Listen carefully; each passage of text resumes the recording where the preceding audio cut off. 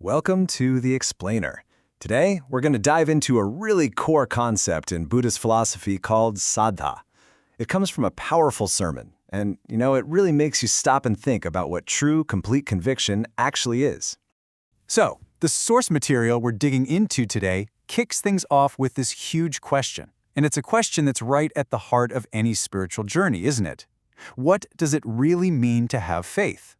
We're not talking about just a casual belief, but something that forms the entire foundation of your practice.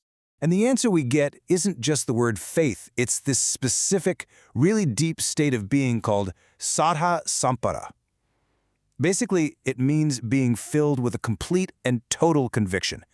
It's a kind of faith that's whole, that doesn't waver, and it's built on a very particular understanding.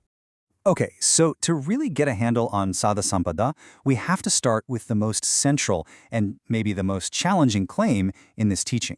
It lays out a very clear hierarchy, and that hierarchy has some pretty dramatic consequences for a follower's path.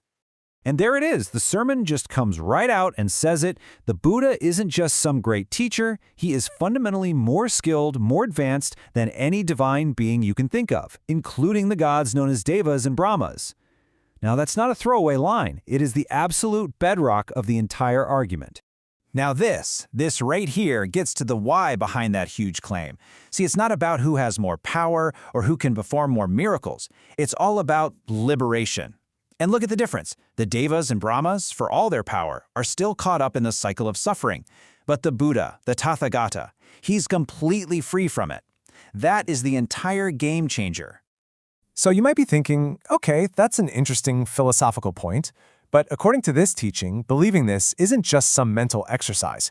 It's meant to directly change how you practice, how you focus your energy in a very, very real way. And this leads to a really logical next question, right? The speaker basically puts it to the audience, if you truly believe that the Buddha is the supreme, fully liberated being, the absolute best guide you could possibly have, then why would you still be spending your time and energy praying to beings who aren't there yet themselves? So here's the bottom line. Continuing to worship or seek help from other gods is basically presented as proof that your faith in the Buddha just isn't complete. It suggests you don't really buy that he's the ultimate authority. Once you achieve Saddha Sampada, all that secondary worship just becomes, unnecessary.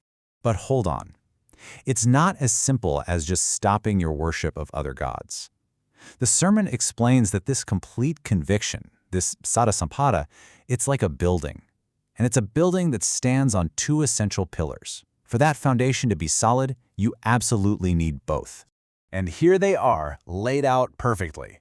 First, you have to believe in the person. You have to trust that the Buddha actually achieved supreme enlightenment. It wasn't a myth, it was real. And second, you have to believe in the message, that the teachings he passed down are the actual, legit path to get to that same freedom for yourself. Yeah, and the source is super clear about this. You can't just pick one. It's a package deal. Believing in the Buddha but not really trusting his teachings? Nope, that's incomplete. And trying to follow the teachings but not really having faith in the person who discovered them? That doesn't work either. For true conviction, they have to be locked together, one and the same. So when all is said and done, this sermon leaves us with this incredibly powerful question to just sit with. In our world with a million different options and distractions, what does it actually mean to place all your trust, your entire conviction, in one single person and their path as the ultimate way to freedom? That is the heart of Saddha Sampada.